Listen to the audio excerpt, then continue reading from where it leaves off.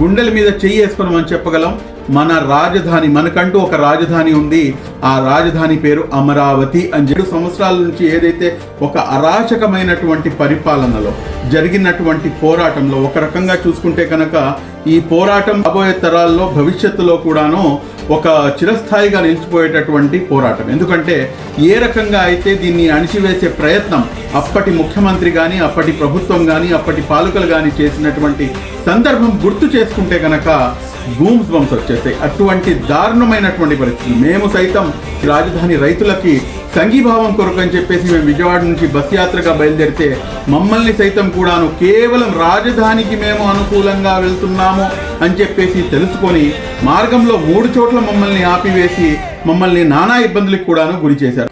ఆడవారు అని చెప్పేసి కూడాను చూడకుండా ఆడవాళ్లపై అత్యంత దారుణంగా వాళ్లపై అటాక్ చేసినటువంటి సంఘటనలు అనేకమైనటువంటి ఉన్నాయి.